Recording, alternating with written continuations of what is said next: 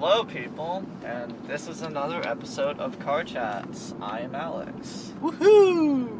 Yeah, and I'm Peter, and dudes, how long has it been since we've done? We have not done a full one in a while. My life has been quite hectic, which for this past year, and it's slowly almost back to normal. We are getting there. Yeah, life has done a good job of getting in the way of these to the point where, honestly, I'm not even sure what episode we're on anymore. Yeah, I know. I think we're on, like, I want to say 6. For some reason, 6 is the number I'm thinking of. It's either 6 or 7, but I'm not sure which one. Yeah, we will need to do these more frequently. And, without further ado, let's get going. Yeah, all right, Car Chats episode question mark. Episode question mark. Yeah, because it's like episode, 9 or something like that, but then at the same time, I'm not sure if you remember our joke with the whole lost episode. Yeah. The lost pilot, the recording that we completely fucked up. Oh, yeah, I remember that. So that was the one with the creepy ice cream truck, wasn't it? Yeah, so the joke has kind of been that that this whole series starts off with episode 2, and it's just sort of, and then people will look at it and say, wait, where's episode 1? And it's just sort of, oh, that's the lost episode. Sort of like those E.T. Atari cartridges that were buried out in the desert. Oh yeah, it was like the worst video game ever made. What was it? Which one was it? Kirby? No, it wasn't Kirby. No, it was the E.T. video game. Oh yeah, the E.T. video game. Yeah, what was it? The Atari 2600 in the early collectors 80s. collectors go crazy over that apparently, or at least that's what I've heard. Like people will pay a lot of money for it because oh yeah, people will pay big money for any sort of vintage thing. Yeah, I know. Honestly, I don't understand it all that much, but I mean, I guess a lot of people really want to own a piece of history in some way, and I mean, now when I think about it, there are a couple. It's like owning like an Atari thing. It's like owning like a old school record or something. Yeah, like a turntable. Yeah, there are definitely a couple antiques that I would like to own. Now when I think about it, I just want an N64 again, honestly. Which I'm getting one. Okay, I'm pretty sure I have an N64 in my house somewhere. I found this little rinky-dinky shop around here, and I can get an N64, which would be tight. I just don't know where I would put it, like what TV I would use for it, but it'd be cool to get one again. Anyway, where were we at? Oh yeah, let's bring up the Super Bowl, because that's... Oh yeah, we might as well, since that was the big thing that happened this past weekend. Did you watch the game? I watched parts of the game. I was very sick during that time, but I did see parts of it and highlights. And man, I'm kind of glad I did not watch through the whole thing, because it was kind of very depressing score. Yeah, the Broncos got fucked up big time. Big time. Yes. Peyton Manning is all crying his eyes out somewhere. Yeah. I mean, it doesn't detract from Peyton Manning's legacy at all. No, but still, holy crap. Denver just didn't really show up, I didn't watch all of it, but... Someone made a comment that the Super Bowl was the first 2 states to legalize marijuana somewhere. Yeah. There's a lot of those states that legalized marijuana are holding a Super Bowl. There was a lot of puns going around with that. Yeah, but did you have the Seahawks winning that one? Chris had I did not have the Seahawks winning that one. I didn't. Yeah, I don't follow the NFL all that much, but for some reason I felt like all the momentum was with Seattle going into the game. Yeah, it definitely was, but I did not expect it to go that way it did. Yeah. Then, of course, there are the Super Bowl commercials, which are infinitely more popular than the game itself now. Yeah, which is something that will forever baffle me, Alex. Oh, I don't understand it either. I don't know when this became, like, the biggest thing. But it's kind of like commercials are expensive because it's the Super Bowl, but everybody watches Super Bowl for the commercials. Yeah, it's like a giant paradox. How much does a 30-second spot cost? Like $4 million or something like that? Yeah, something like that. Now, of course, there always are notable, interesting commercials. Jaguar. The Jaguar one was hilarious to me. You remember the Jaguar commercial with, it had Tom Hiddleston in it, and the guy that looks like, Mark Strong? I did not see any of the commercials. Oh, well, in commercials, the only big one was the Coke commercial, which caused a lot of controversy. And I did the moment I saw that on TV. hold on. I want to try something. Keep talking. Oh, okay. No, when I saw the Coke commercial. Oh, did you? Okay. No, just keep Oh, talking. keep going. Okay. Well, the Coke commercial. If you guys remember that was the one where they sang "America the Beautiful" in different language, and of course, it brought out the inner racism that lies deep in Twitter. That's what Twitter's new thing is now. Have you ever noticed that?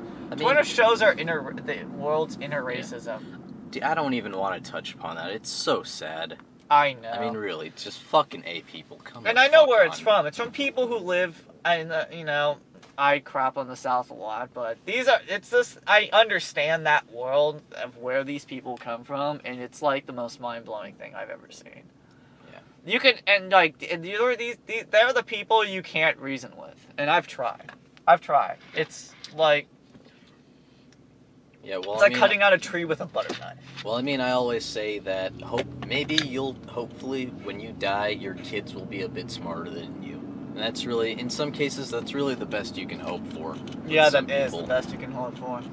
Is make sure that the generation after you is more open-minded than the previous one. Yeah, that's really that's the best you can do. And we're getting there. Very slowly, but we're getting there, so. Well, I mean, you can't stop. I liked it, though. Well, you know the old saying, you can't stop progress, but that doesn't mean that progress is fast. Yep. Yeah.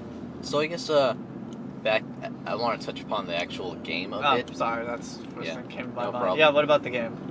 It was definitely a huge disappointment, especially for me, coming from the Super Bowl last year between the Ravens and the Niners. I loved that Super Bowl. That was an awesome game, and I even had the great joy of being in Baltimore when it happened.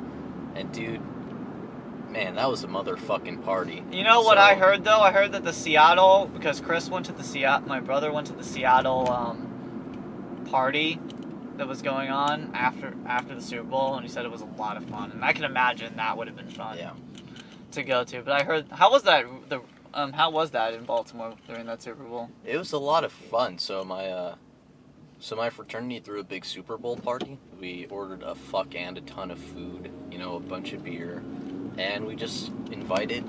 It was really cool. It wasn't an open party. We invited all of our close friends to our big old house, and we had a ball. And then after the Ravens won the Super Bowl in a thrilling victory, we went out and we flooded out into the streets and had a party with all of the other random people in Baltimore. That must have been fun. It was a lot of fun. Some kids went downtown and had crazy experiments, like the guy who was... One guy, he got into a car with some random fucking people. Oh, I meant getting into a car with random people and partying. I've done that. Yeah, I've done that, people. Yeah, he got in, but then it got real serious when they started to question his Baltimore Ravens credentials, and he panicked and he bailed and he walked from the hood back to school. But I guess everyone was so happy that the Ravens had a Super Bowl that they decided not to, do anything to the stupid white boy who's running around the city. I've done that too, actually.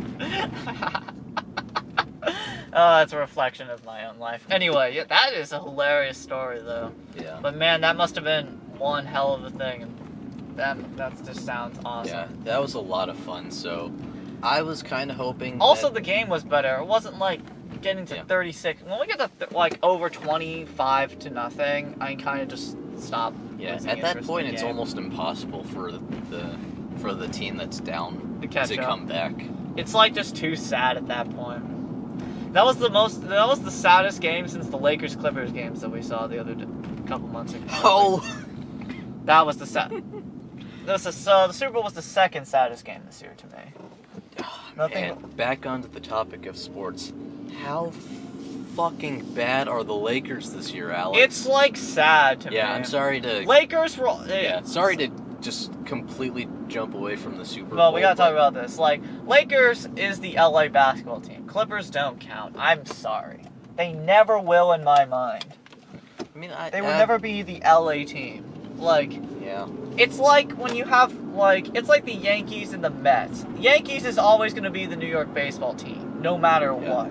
The Mets are just sort of in New York. Yeah, basically the Clippers are our Mets. They're just sort of there. Yeah, great way to put it. But the Lakers this year are a goddamn disaster. Yeah, and pretty much, pretty much Kobe's gonna retire. How long was his contract renewed before he got re-injured? 2 years. So after these 2 years, he's retiring. Yeah, and he should. And he should, and it's a good time for him to retire. He's had a great career. He could get into the Hall of Fame. No, it's not a question. Guaranteed. Yeah, but when will he? It could take a while though.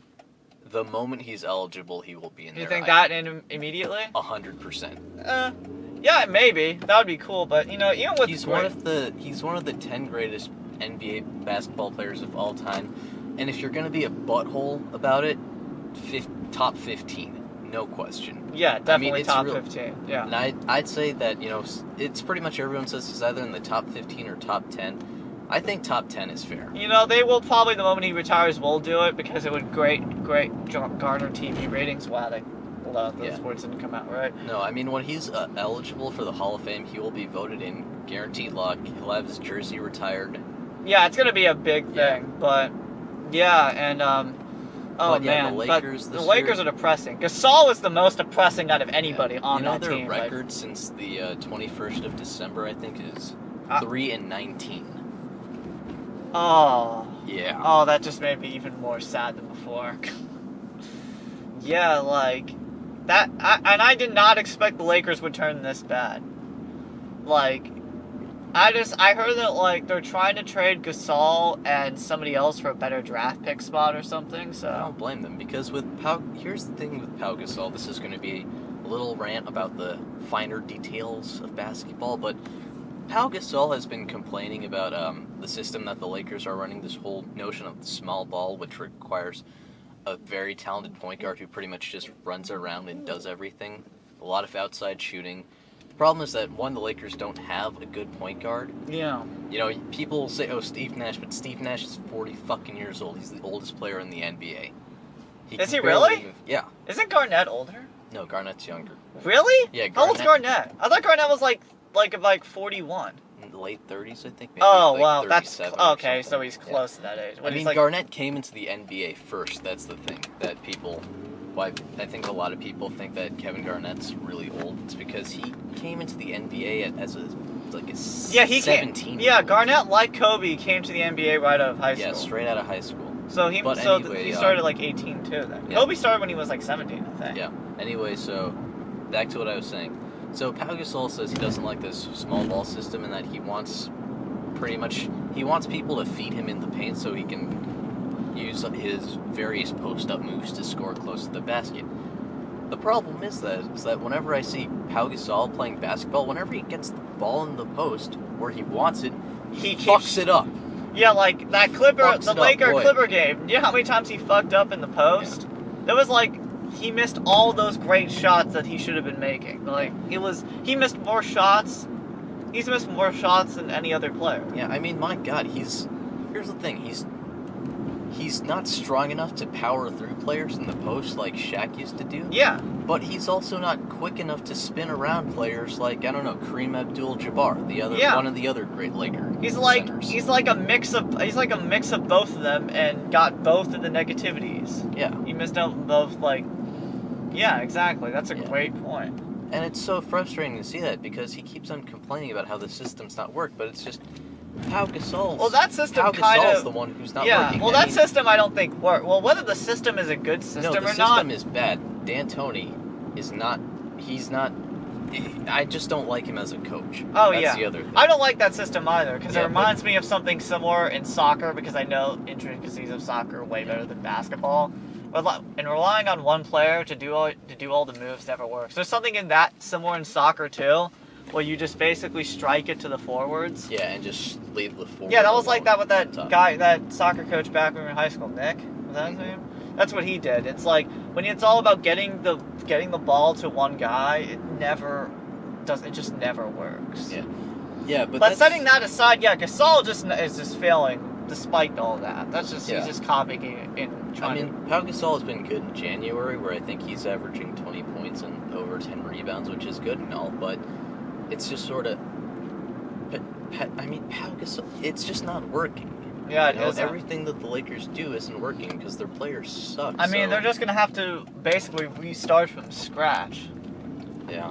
I mean, hopefully, They're gonna have to reburn. hopefully they can get a good draft pick and start from there. Maybe sign a really good free agent. Yeah, too. I hope so. I really. But yeah, the Lakers roster is a mess. You know, I don't watch a whole lot of basketball.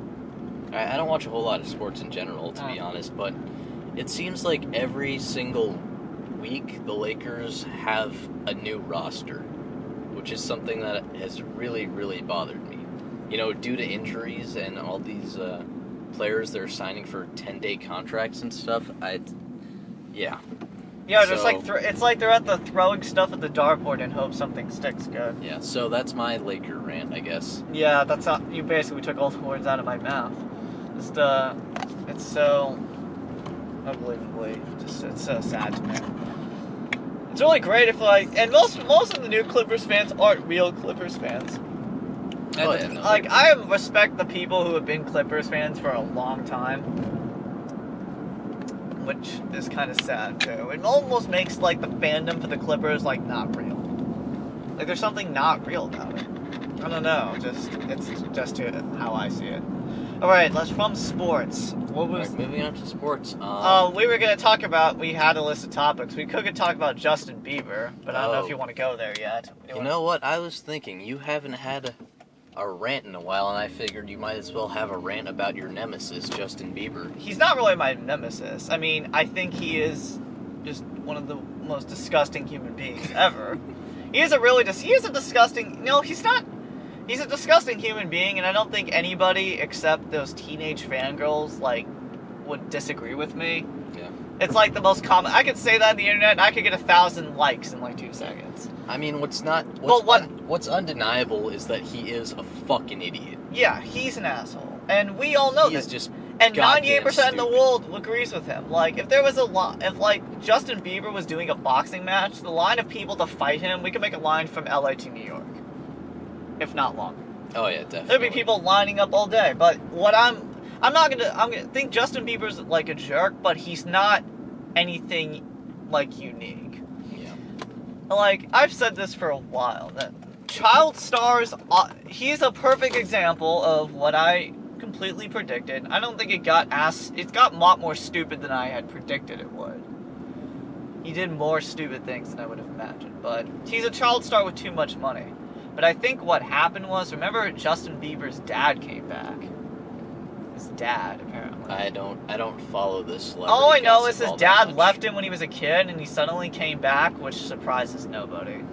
But, like, it's annoying because he makes, like, all the things he does, he makes other people who do those things, like, bad. Like, he's making alcohol and, like, marijuana look bad. He's making it look bad, like... Justin Bieber, you're ruining booze for me. Yes, he's You ruining butthole. booze. He's ruining booze, and he's ruining cannabis. That's like an unacceptable thing for me. I remember a mutual friend of ours made the joke that because Obama sure loves to deport people, that he might as well deport Justin Bieber as well. Yeah, I know. Yeah, that would make me too happy. No, like Too happy, man. it's like almost like, and he's like the when it comes to like, because Justin Bieber's been in the thing about weed, like he's so badass and everyone just laughs at him. He reminds me of like an annoying high school freshman who's like, yeah, I'm having weed, am I so great? And we're just like, no, you're not. You Yeah, know? he's sort of like that one kid who just keeps on saying, "Hey everybody, look at how cool I am. I'm so cool because I did, I don't know. Yeah, this he drug." like has to, like, when he's one of those people, and if you see them at a party, it's the guy who either smokes weed or drinks and tells everyone how drunk/stoned he is. Yes. That guy. There's Yes. always one person like that at every party you go to. There's always that guy. I've unfortunately been that guy before, one time. I think I've everyone's been- I think everyone's everyone's done that. Everyone's done it at least one time in their life. He acts like that all the time. Yeah. Which it makes him even more irritating to be around. But, like, he was smoking marijuana on a private plane, and, like, how are you that stupid? I mean, with Justin Bieber, either he's gonna fuck up big time and his life is gonna fall apart, or he's gonna get his shit together. It's already falling apart. That's why I think he's acting all badass, and he's basically spent his time not wearing shirts and getting tattoos and blatantly going to strip clubs. But he's doing it to get himself, and this is what child stars do that are Disney stars, and I think Miley Cyrus is doing the exact same thing. They want to act more adult, but instead of making better music, they just act stupid. And we've seen this before. This is nothing new. But the fact that this has gotten more attention means I think it's kind of worked. People CNN and news organizations interrupted their broadcasts to talk about him being arrested. And I just saw that and I said to myself, that's just sad. That is sad. But yeah, the best thing to do for most people is people really need to stop blabbing about him all the internet, because it's just fueling his addiction to attention. Yeah. It's really an addiction to attention. Yeah, and people who do not have a podcast to run, unlike us, we can talk shit about Justin Bieber all we want. Yeah, because we're posting a podcast. Yeah. So leave the talking to us and all the podcasters out there in the world. All the pod jockeys. Pod jockeys. We'll handle that. We'll handle it, and we can read through all the terrible things you don't want to. And this will also include in the future movie reviews terrible movies you don't want to. Which we will. Anyway, back to. So can we stop talking about child stars now? Yeah, I'm done. Right. I was already finished. Yeah. I'm just saying, this guy's an idiot. It'll be fun watching it fall apart. I give it till about December. Yeah. At most. And then he'll disappear. The best thing to do is let him just disappear. is to let him disappear, is what I say. Yeah. Just don't talk about him. So talking about these movie reviews that we may or may not do, especially for bad movies, how are we going to watch them? Because I don't want to pay money for shit. I got this AMC card with $100 on it. Oh so. yeah, that's right. So that'll last us for a couple of movies, especially if we do matinee stuff. Yeah. Yeah. Yeah, so we'll try to do more of those. We won't make them too bad. I will never drag you to an Adam Sandler movie. Okay. Come on. I have a limit. When I say we will do reviews of bad movies, there are limits to. We will do movies that are I call them surprise bad movies. When there's a Medea movie or an Adam Sandler movie, it should not be surprising that's bad. You already know. Everyone knows it's going to be terrible. No one needs to tell you an Adam Sandler movie is going to be awful, or an M. Night Shyamalan movie. It's why we didn't review After Earth. But you already knew it's going to be bad. Did you even see it? I watched part of it on the internet later. Yeah, I didn't even see it. I've never seen I've never seen. It reinforced what M. Night Shyamalan's greatest talent is. He can make every actor and actress look awful, and that takes skill to do. That is quite impressive. Will Smith is the most, besides being named Cypher Rage, which is the most hilarious name in the world. Is that not the most goddamn video gamey name you've ever heard? Yeah. And it's just he's in the most monotone, serious voice and just looks bored in the whole movie. And Jaden Smith, I only got through about the first 20 minutes of the movie because I could not stand to watch anymore. That was about as much as I could stomach. And Jaden Smith, he's trying so hard, but he's just not good. He's just not good. No, he is not. It's honestly, it's the father and son bonding was the whole movie. It's they paid $1 million movie to do their own family therapy session. Yeah, so speaking of movie news, I'm sure you've heard by now about Philip Seymour Hoffman passing away. Passing away of Philip Seymour Hoffman. That was a heroin overdose. Heroin overdose. Yeah. Very sad. Yeah. He was very talented. Out of nowhere, right? Yeah, that really happened out of nowhere, but it's happened before. It happened to Heath Ledger. Wait, I don't think it was heroin, but celebrities have I think with Heath Ledger it was pain medication or something. Yeah, it was pain medication and alcohol. Some people believe what he was doing to prep himself to the Joker led to that. Well, some people speculate that anyway. But yeah, back to Hoffman. That was sad. Hoffman was very talented. And once again, another tragedy with actors and drugs. It's happened to that Corey, what was Monteith? Oh God, The kid you're talking about the guy from Glee, right? Yeah, he died of heroin too, or drugs too. Yeah. And it's really sad, and it's something we like that we focus so little attention about. And, Russell Brand talked about that because he was addicted to he had a heroin addiction. I did not know that. I know Yeah, he was a drug addiction. He was addicted to heroin and to alcohol, and he's been clean. He said he's been clean for about 10 years now. He used to be a huge druggie, and he basically said, he did this in an interview because, TMZ went to talk to him because, of course, they need an expert. Russell Brand, when it comes, I guess, to addiction, no one better to go to than Russell Brand. And he basically said, it's what people don't talk about. People focus, and I don't want to get into ranting about political issues about Hoffman, but people focus on things like weed and, look at this. People dying from it. And what's weird is, how the media basically was, shocked that heroin was a problem. I'm like, where have you guys been? It's heroin overdosing, this new thing. I'm like, no, it's not new. Yeah, no. Not new, people. But he was talented. Yeah, he was, at least for me, that came out of nowhere. Yeah. And I was shocked that it was heroin, too. Yeah. Because I didn't really take him as a guy who was, into drugs. He wasn't, he had recovered, but I guess he must have relapsed. Yeah. Were there any specific roles that you really liked of his?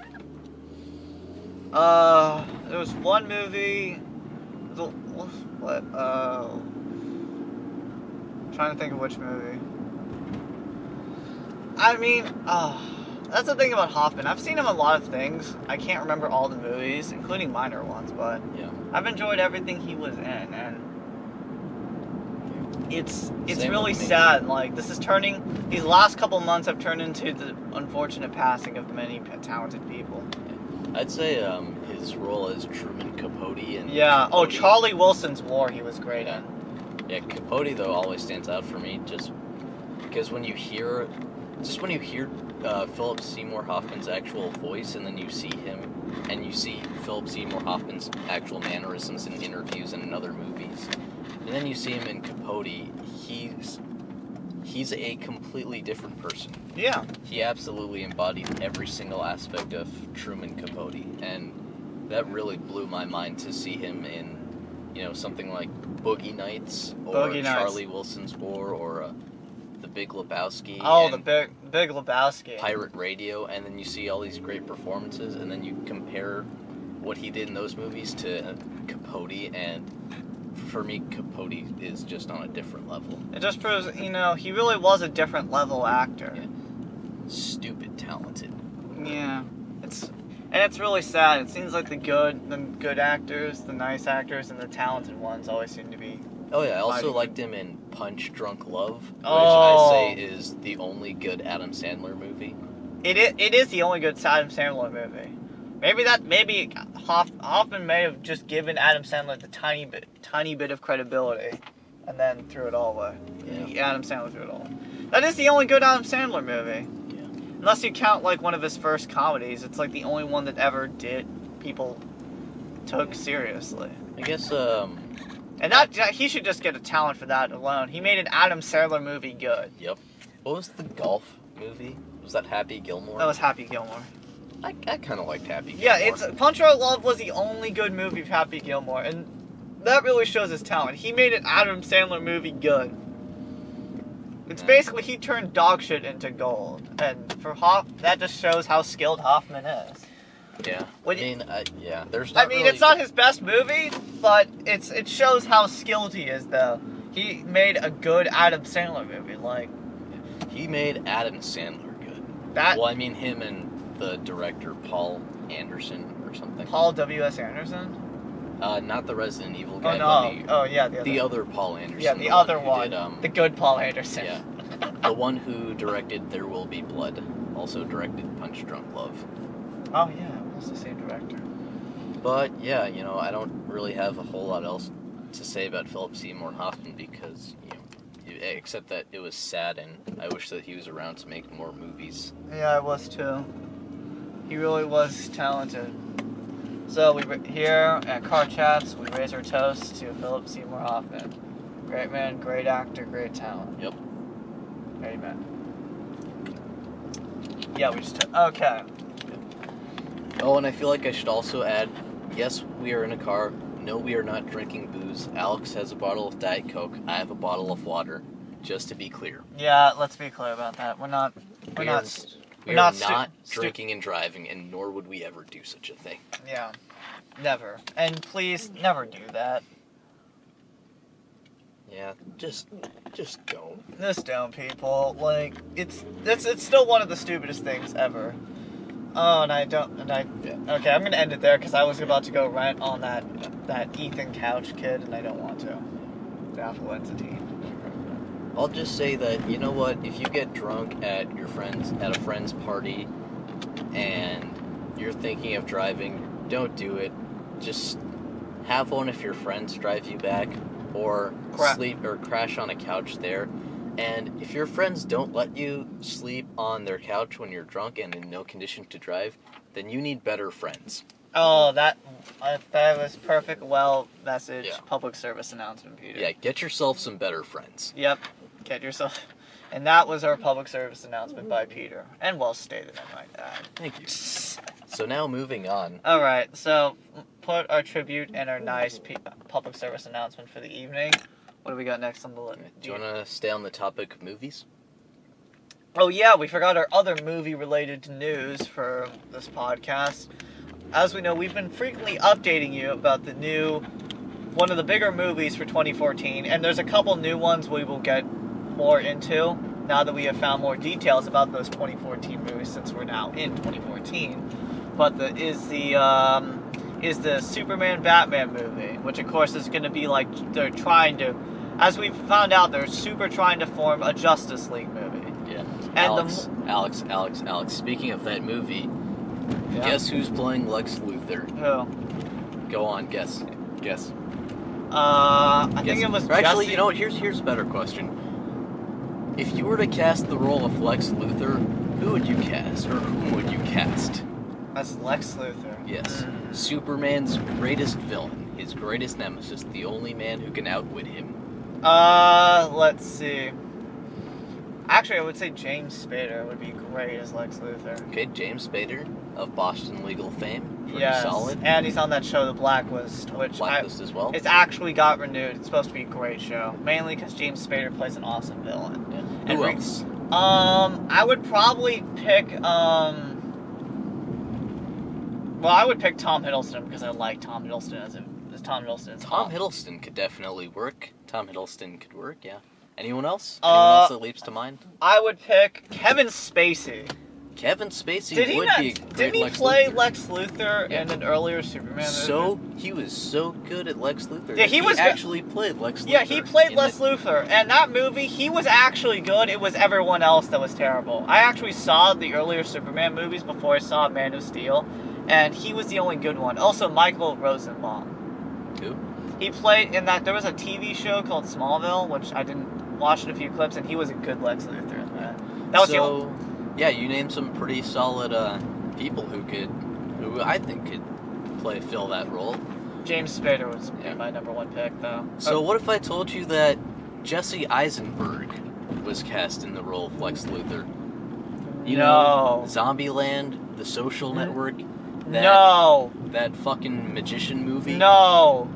Really? Yep. Oh, I kind of want to yell a four-letter word out loud. Feel free to yell it. Fuck.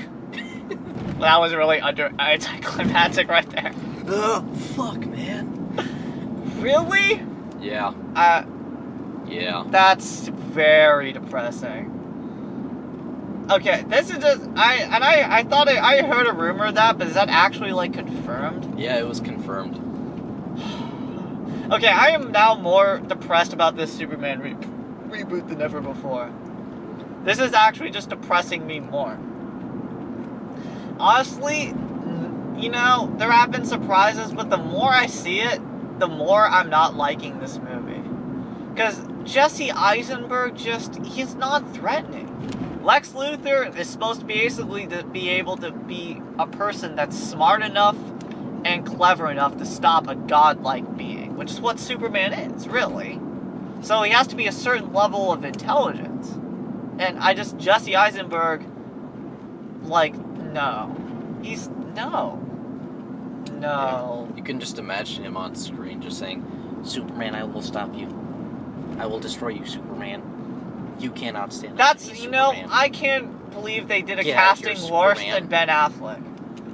Ben Affleck wasn't that bad. Okay, it wasn't bad. He at least, I've seen him in talented things, so, despite him being not good in another comic book movie. You know, this is one of those roles where you have to say, come on, dude, really? I mean, I don't want to judge Jesse Eisenberg before I see him in the movie acting, but what? You know, I don't even know what to say, really. Here's the problem I'm seemingly finding, is that I was not a fan of Man of Steel. I didn't even see it. Oh, you haven't seen it? It's like Superman is not even the most important character in his own movie now. They're basically, it seems like they're doing, like, basically what I'm seeing from Warner Brothers, it's like an inverse Avengers. Like, they're doing everything wrong. Like, this might be, I'm hoping it isn't, because I don't like things going bad, but this is looking like it's going to be a disaster movie. Yeah. When is it supposed to come out? I have no idea. And then not this year, I think it's coming out the year after, but I mean, one thing that I've been hearing those people saying, hey, well, remember when Heath Ledger was cast as the Joker and everyone said that it wouldn't work, but it totally did. I think that this is a different case, though, because Heath Ledger proved that he could work with an incredible diverse array, with an incredibly diverse array of characters. Yeah, he had a very diverse resume. You know. Yeah, he had a diverse range, and he had 10 Things I Hate About You, Brokeback Mountain, the Patriot. Other stuff. So it was one of those. Yeah, it was weird, but it was strange at first. But you said, this guy could probably work it. It would seem like a possibility of him pulling off. Jesse Eisenberg, though, I don't see it. I just don't. I don't see anything he's done before that gives me confidence that he can play a villain character. Yeah. I mean, he can definitely play the role of the nerd, and if Lex Luthor were an actual person, he'd be a nerd, but he'd also be a charismatic, cunning, and sort of malevolent nerd. And I don't think Jesse Eisenberg is capable of doing that with his just overall general awkwardness towards everything in life. It's like it's like one step above Michael Cera, really. And not even a big step. I'd say maybe a half step. Well, with Gal Gadot as Wonder Woman, which she's not. She was one of the chicks in the Fast and Furious movies. I don't know who that is. No. Not even kind of. No? Okay. Well, she used to be. She's Israeli, and she was the Miss Israel, but she kind of is. Okay, so she's a model, not an actress. Is that what you're saying? Yeah, but honestly, between all the Fast and Furious acting ability, which besides Paul Walker, the late Paul Walker, who was the only talented one, she was like the second most talented. Okay. So she's not terrible, but better than Eisenberg though, by far. So I didn't even know that they had casted Wonder Woman, or that she was even gonna be in the movie. I didn't. You didn't know that? Well, I did not know. No, I did not tell you that. But so I'm more.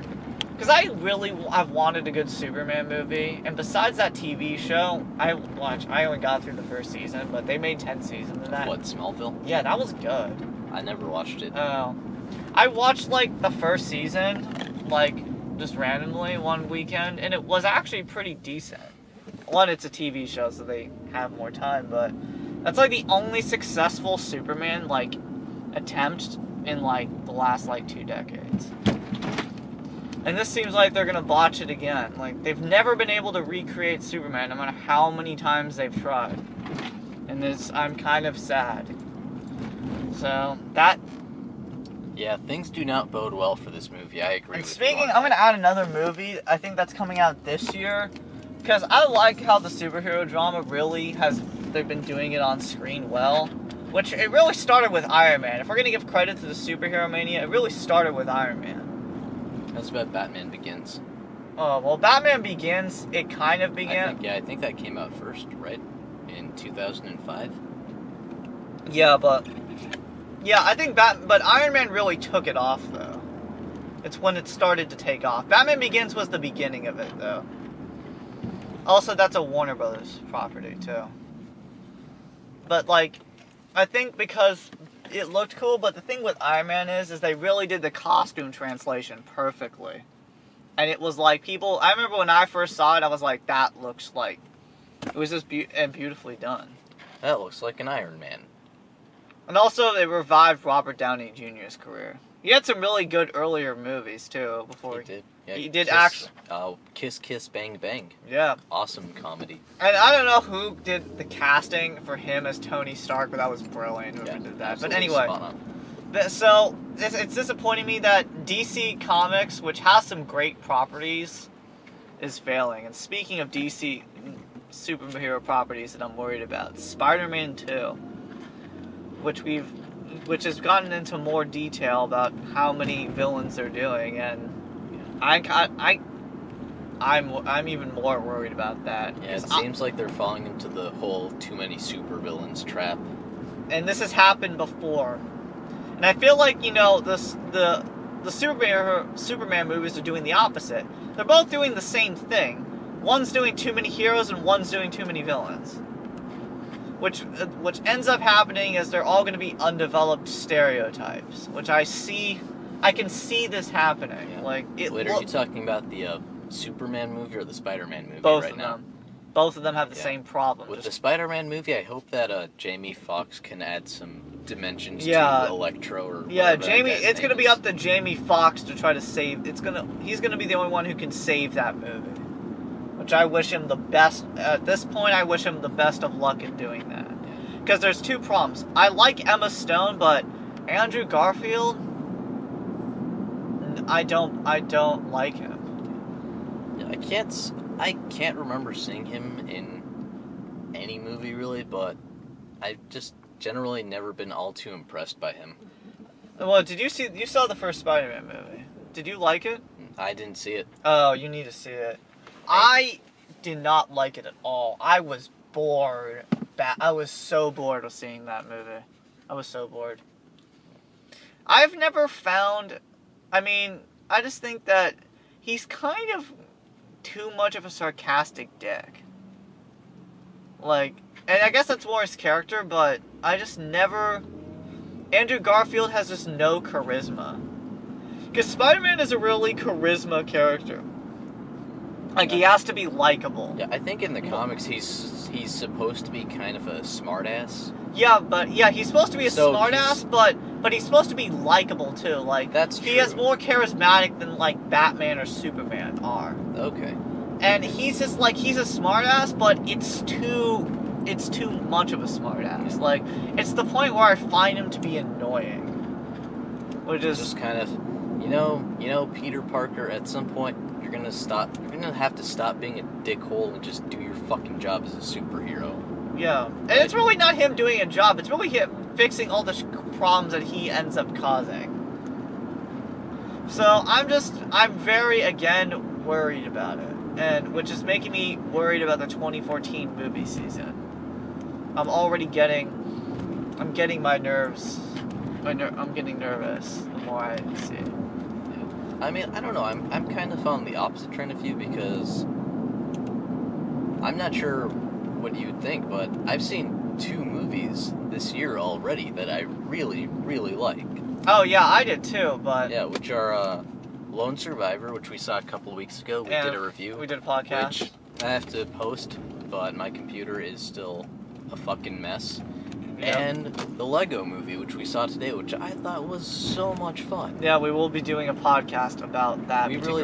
I would love to do a review about that. Yeah, so it's been a good start to the year, but I guess it's a question of can it keep that momentum going. No, do you have a movie? Now that we have honestly, between the previous podcast, we haven't got an idea of what's coming out because movie times change. This is one thing that you're the most excited about so far. This year? Yeah, that's going to be coming out this year so far.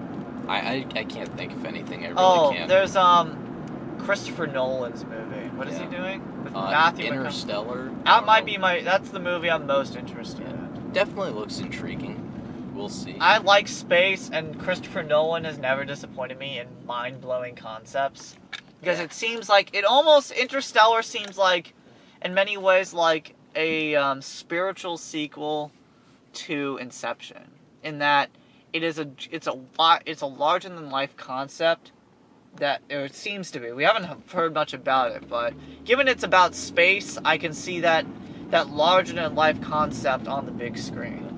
I'd kind of like to see Christopher Nolan try to do something that's a bit more grounded, where not every movie has to have some sort of mind-blowing concept or twist. I know, but he does the mind-blowing twist very well, though. Yeah, but I'd like to see if he can just do something that's just a really good, grounded, character-driven plot with great, character development, interesting narrative elements, that sort of stuff, Mm-hmm. It's cool that he does try to sort of do interesting things with Memento and Inception. Yeah. But at some point, it's just kind of... I feel like that all of his little twists and tricks will get old at some point, and everyone will just say, yeah, whatever, man. Yeah, he's going to have to ground his ideas a little bit more, but I don't mind if he's going on his own. Directors go on trends where they do different types of movies for a couple years and then switch again. Yeah. Yeah, no, I'm just curious to see. Also, we need to see, there's which we will do a podcast. I think we should do a podcast. The new Liam Neeson movie, which is taken on a plane. Do we have to? Yeah, I think we do. Oh, fuck. Oh, come on. There's a lot worse terrible movies that we can... They're just jaywalking. Never mind. There's a lot worse movies we could do for bad movie podcasts. I remember you told me about a Russian movie that was going to be about the siege of Stalingrad. Oh, that's coming out, I think, in the end of this month. It's coming out only for a week, though, in limited release, so we got to make sure to get on that, but... Yeah, I don't know. I'd like to hear about it first to see if it gets any good press, then maybe it'll be worth checking out. But yeah, it was in the Foreign Film Festival, got a lot of attention. Because maybe it's because it's a foreign film, and foreign films that are good get a lot of attention easily. Yeah, we'll see. I suppose it's supposed to be a very violent movie, but being a Russian-based, Russian-produced movie, it doesn't surprise me. It's about the siege of Stalingrad. And it's about a battle that makes D-Day look like a happy vacation in terms of how violent and crazy it is. We don't know the background to that. But yeah, honestly, I can't think of any movies this year that I really want to see, but I haven't really been keeping up with movie news, so... Oh, yeah, well, that's kind of... Well, I think we got through all the movie news. I'll keep updating it. The more will come out, I'm sure. Another thing I wanted to talk about relating to the movie industry is award season. Oh, yes. We have the Golden Globes, the Screen Actors Guild and Awards, Oscars. And the Oscars are coming up. Which coming up, is that next 2 weeks from now? I don't know. I thought it was like early March. I never remember when the Oscars are, but they are coming up soon. And let's talk about nominations. And of course, with every Oscar, let's start with the surprises. Every Oscar season, things are nominated and not nominated, which surprised the public. And the main one this year is Tom Hanks did not get a Best Actor nomination. Yeah. For the surprise that I do like though is, who did get a nomination? Who? His co-star. Farhad Abdi. I think that's his name. Who played the main Somali pirate who hijacked the ship. Yeah, he got a Best Supporting Actor nomination. That's interesting, actually. Yeah. To which I say, hey, good for him. Good for him. He actually was born in Somalia. Actually, yeah, he's from Somalia. Yeah, he has a pretty great story where he was born in Somalia. His family fled because it's Somalia. It's Somalia. It's like. I'm sorry, our Somalian listeners, but Somalia is. I'm sure they would agree. It's kind of a scary place. I mean, it's probably might be the scariest place in the world. So then he moved moved with his family to Yemen, where they experienced a lot of racism. Oh. And then they moved to Minnesota, where he was working as, I think, a limo driver and a DJ at nightclubs. And he just showed up at this casting call. He got the role, and I think he did a really good job. He was really good, and it was kind of that he was the star of the movie. He outstarred Tom Hanks. Yeah. Well, I mean, not throughout the movie, but in a couple of places, he really he stole a couple of scenes from Tom Hanks. I'd say. And stealing a scene from Tom Hanks is like deserves props in and of itself. The fact he could do that. So I remember walking out of that movie and thinking, I didn't think Captain Phillips was all that great. I thought it was okay, but the one thing that I thought was, I really hope that this guy gets more roles. Yeah, you know what? I think once you get an unknown gets an Oscar nod, I think other studios take interest at that point. So I'm sure he probably will, good for being that he basically came from nowhere, he should get more nods. And shit, it worked for Jennifer Lawrence. And look at where she is now. Yeah, it did. Yeah, she also came out of nowhere. And speaking of Jennifer Lawrence, she got nominated too for Best Supporting Actress? Best Supporting Actress for her role in American Hustle. Which has caught a couple of nominations. Yeah, which brings me to something I wanted to talk about. This is mostly following the Golden Globes after American Hustle won a bunch of stuff. But, dude, Alex. Yeah? Real talk right now, homie. Yep, real talk. Did we miss something? Are we missing something? You know what? I asked myself that very same question. Like, it's gotten a lot of praise, but I was not, okay, we didn't hate American Hustle, like, in our review, but it wasn't as mind-blowing as I thought it wasn't as awesome as I had hoped it would be. It wasn't bad, but it wasn't mind-blowing. Yeah, I mean, I'm right there with you, where I thought it was a solid movie, but I didn't think it was this good. Yeah, I just can't stop thinking about it, as seeing it get so much praise, where I rarely second-guess myself when it comes to pop culture and stuff like that, because whatever, it's my opinion. That's someone else's opinion. But seriously, I can't remember being so far on the outside of something as we are with American Hustle. Honestly, I can't either. Their performances were all good. I think Amy Adams is getting a Best Actress nomination. Yeah, she got the Golden Globe for Best Actress. Okay, that's I can see that, because she was really good in that movie. So was Christian Bale. Is he getting a Best Actor? No, I think he's getting a Best Actor nod. I think he's getting a nomination. I don't think he's won anything for it. No, Bradley Cooper won for Best Supporting Actor, which is weird. Honestly, it's a thought of how at the Oscars that these award shows are as much about actually rating talent as it is a giant popularity contest. That's the thing about the Oscars. It's always been kind of a popularity contest. And since this is an actor that's kind of makes really artsy things, and he has won from Silver Linings Playbook, it makes sense that they would win awards and stuff. Yeah. Truthfully. But yeah, I don't. And Bradley Cooper was really good in that.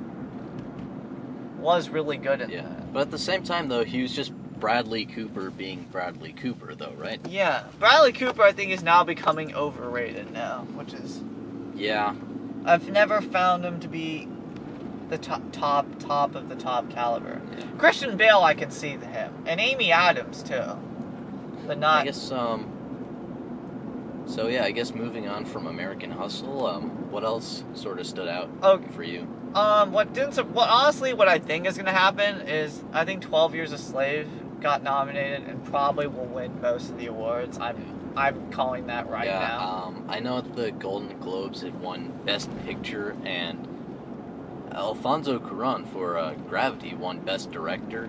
So maybe that will be a sort of a barometer of what goes on at the Oscars. Yeah, I think. But yeah, right now it looks like 12 Years. 12 Years is gonna win.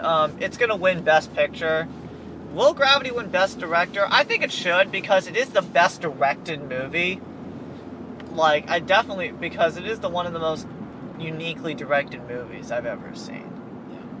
Despite, Although usually, though, I think what they do is the movie that wins Best Picture generally wins Best Director generally. as well. Most of the time, yeah. There have been exceptions in the past, but the one exception was Saving Private Ryan. It won Best Director, but didn't win Best Picture. That's right. It lost to goddamn Shakespeare in Love. I will always hate that movie for that, by the way. Never forgive it. You know what? Never, I think that's why 12 it. Years a Slave, when they're movies based on historical fact that are about really dark things, they always have won. Because basically, people have said 12 Years a Slave is the Schindler's List of the 21st century. Yeah. Which both of us have not seen, which I kind of want to, but kind of don't. Yeah, it's a question of how miserable do you want to be. Like, it's a good movie, but it's going to be I know it's such a morbid movie that... Yeah. Did you actually ever see Schindler's List? I have. I think so a long time ago. Not recently. It was one of the best it was the best performance Liam Neeson has ever done in a movie, was in that one. But he actually plays Schindler, and he's very... And Ben Kingsley. I'm actually not sure if I've seen it now. Oh, yeah. Yeah, I cannot... Yeah, I don't think I have, actually. Mm-hmm. So that, what else other movies got nominated besides... Did Sandra Bullock get nominated for Best Actress? I don't know, actually. I think so. She should, though. Did she have the best performance? And I doubt she would win, but carrying a movie entirely by herself is very hard. Yeah, that is a feat in itself. That is a feat that should be respected, just in and of that. And I think Gravity will definitely win Best Cinematography, though. And all the best, probably most of the visual awards will probably go to Gravity. Oh yeah, and it will absolutely deserve all of them. Yeah, because I hope if you guys, probably most of you listening have already seen it, but even for like ignoring the acting aside, it is a movie that the visuals are the movie. It is really the first movie that I can definitively say that about. The visuals are the star, like even more so than Avatar, which is the last movie besides Gravity that really was praised for its visual components. Like, this is the first one since Avatar that's been praised for its visual effects. And it really, unlike Avatar, the visuals almost are the real star of the movie.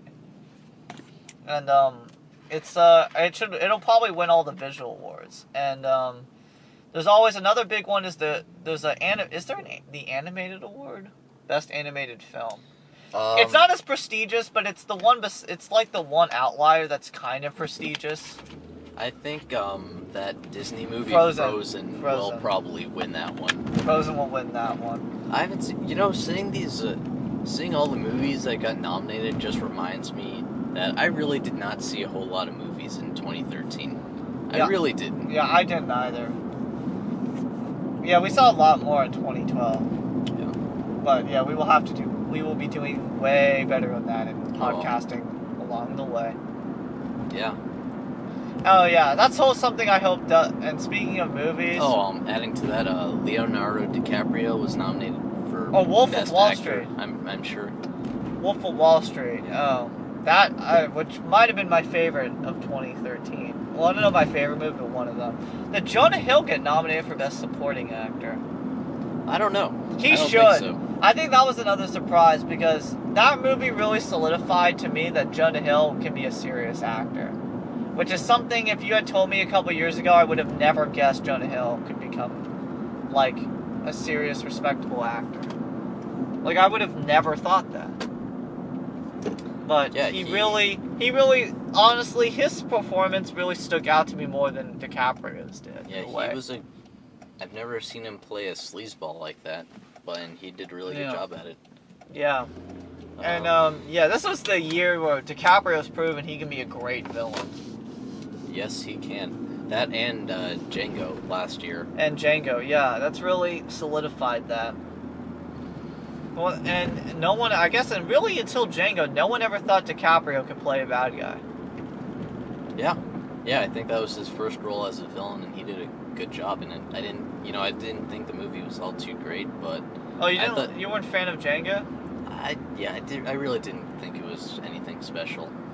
It was definitely not as good as his other past movies. Yeah, but I mean, I think that might just be my general problems with Tarantino, especially his 21st century movies. Yeah, it's been too. I don't know. I'm trying to find the word for it. It's too like. It's like too over the top. He's taking it kind of like he's getting into like the Grindhouse movies. He's trying to be over the top on purpose. Oh yeah, it's too silly. It's too silly, and he's falling into the silly category, which is. He's following that trend, which is unfortunate. But yeah. I mean, yeah, Pulp Fiction and Jackie Brown were both awesome. Those came out in 94 and I think 98, and I love those two movies.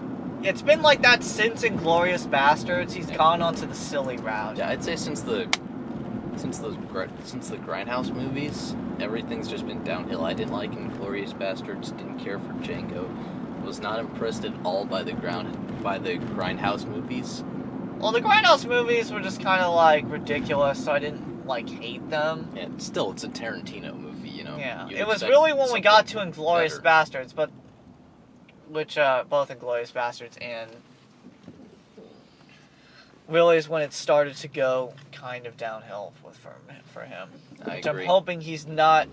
At least the movies still do well, but I hope he's not taking the Shyamalan path of destruction. I agree. Which basically is he becomes into love with his own filmmaking. That's why directors go downhill. They become too in love with their own work. Oh, it's just their egos get so inflated. Yeah. Like, I don't know how, there was a time where I saw an old cover of People magazine that I found on the internet where they said that M. Night Shyamalan was going to be the next Steven Spielberg.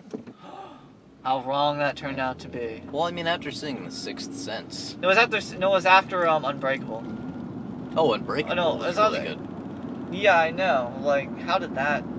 And I can't even watch those movies anymore. It makes me... It's almost too... And I like them. I actually liked Unbreakable probably better than Sixth Sense. Yeah. Yeah, it's just hard to watch them when you think about... How downhill... What happened to M. Night Shyamalan. It's like, what happened to you, dude? It really started with The Village. Oh, I remember seeing that. Oh, God, The Village. That is when I remember when I first saw that years ago, I was like, oh, no. Uh-oh. It's like, oh, no. Oh, shit. I actually remember my dad telling me, he's like, ego trip, and told me it wasn't going to end well. And then came, I think it was Lady in the Water, and that's when I knew his fate had been sealed. That was worse than The Happening you dragged me to. Oh, what a fucking mess that movie was. Oh, yeah. Just an absolute goddamn nightmare. I think that's the closest we've ever come. And I don't know if we'll do a podcast of a movie where we will walk out.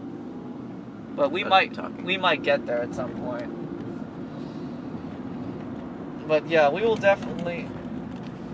I don't know, maybe Monty stuff, but yeah, it's just, oh yeah, back to We've Strayed. Any other Oscar movies I'm thinking of? No. You know, I really can't think of anything else. That's all the big. We got the big ones. Who's hosting them? I think Ellen DeGeneres. I think. Don't hold me to that. Okay. Yeah, I don't know. What do you think is more like ridiculous in terms of like its craziness? The Oscars or the Super Bowl? Super Bowl. Super Bowl, yeah. Yeah. Yeah, the Oscars don't have fireworks. Yeah, that's true. And jets. I know. There were jets, weren't there? Yeah, you know what's that flying team, the Blue Angels or something like that? Don't they do a flyover over the stadium? Yeah, they do. Yeah. Yeah, the Oscars don't have that. Yeah, Oscars haven't gotten jets yet. No, they just have they spent hours on the red carpet. And you know what? I actually one time watched the whole red carpet intro because I wanted to see what it was really like. And you know what it reminds me of? It reminds me of interviews with celebrities and interviews with athletes are almost the same. And the fact that when they're on the red carpet, they really don't like being interviewed and they're just saying random bullshit. You know, talk about a topic for another day, but I can do a whole podcast about the absolute horrible state of sports journalism. Oh my god, can we please? Do you want to do that in another podcast? Because I have a lot to No, talk about. that's for another day. Right now, I'm feeling sort of mellow. That will get me heated Oh, fast. I hate sports journalism. Angers me. Oh my god, we both share an anger and a rant about something. It's gonna be a double rant, Peter. I mean, we've been good friends for, what is it now? Almost 12 years, maybe? Holy, yeah, man. 5. Wait. No, it's about 9. Oh, No, 9, no, 10. no, no, longer than that. When were we in the 7th grade? Like 2003 or something? Yeah, 2003. Yeah, so more than 10 years. Oh my god. I've known you for more than a decade, Alex. That's insane, Peter. That is We've been awesome. friends for over a decade. Makes me feel kind of old. That is righteous. That is really righteous. But yeah, sports journalism. Oof. And speaking of sport, I don't want to get into all sports journalism, but that interview with the Seahawks player almost confirmed. You know which one we're talking about. Richard Sherman. Richard Sherman. You all know what we mean, people. You all know what we're talking about. That is a more extreme, loud example, than loud being an understatement. But that really highlights a lot of what's wrong about sports journalism. Even though that's a more extreme example, that is probably an indicator of how, I just feel like athlete is one day gonna punch a reporter. Athlete's gonna punch a reporter in the face one day. Because of the inane bullshit that they're sometimes asked. I don't know what's worse. Because my equivalent for sports journalism, the shows about, entertainment, that aren't TMZ, because TMZ is, the only cool one. Let's admit it. Harvey Levin is kind of interesting. If you say so, I've never watched an episode of TMZ. See, when I was in the hospital, Peter, I ended up watching a lot of really bad television, because you have nothing else to do. For anybody else who have been in the hospital, I completely sympathize with you. So I watched a lot of TMZ, but entertainment, reporters, the ones on the red carpet, are sports reporters. It's basically, they ask the most annoying questions, and, about pointless things, too. I mean, it's just sort of, what the hell are you going to ask them? What movie inspired you, or how did you get prepared for the role again? It's sort of like sports with, hey, why'd you guys suck so hard? Why'd you lose the game? I don't know. It's not You have a bad day. Fuck you. How's about that, you butt munch? That's probably what every athlete is thinking in their mind. Or also when a person says, Coach, why don't you walk me through your strategy for the upcoming game against, Team Y? Or it's just sort of, no, fuck no, I'm not going to tell you my strategy for the game. You know how many fucking people watch this show? Millions. You know who also watches this? Coach of Team Y. So no, I'm not going to tell you my goddamn strategy that's going to win me this fucking... Yeah. I know, right?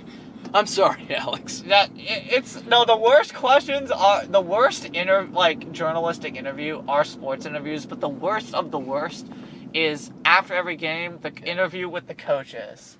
Because, and there are famous videos of coaches at press conferences, flipping out, and then they look bad, but can you really honestly blame them sometimes? No. You or can't. How's about when some reporter runs up to an athlete right at the end of a game and starts peppering them with questions, and you can see the sweat just melting off their face? What Sherman ranted about it, the points he made, were actually all entirely true. Yeah. You're in that energy, and you're just pumped, or you're angry, and people don't understand that about sports. See, my brother is my brother, and you know his friend. You know that my brother is a giant sports fanatic. Mm-hmm. And what you understand is because sports is what they live and breathe, and that's what my brother lives and breathes too. And it's there's a lot of emotion in there, and yeah, you're goddamn right there are. like, you can't, it's so hard for them to be emotionally detached. Like, I can't imagine the amount of self-control those coaches must have at a press conference. It must be unbelievable. I don't know if I could maintain that self-control that they do. And there are some reporters that ask I don't know, there's always, like, Fox, which one, ESPN? Aaron Andrew. Well, she's kind of hot, though, so it's okay. She can ask stupid questions. If you're a hot reporter chick, then it's kind of okay.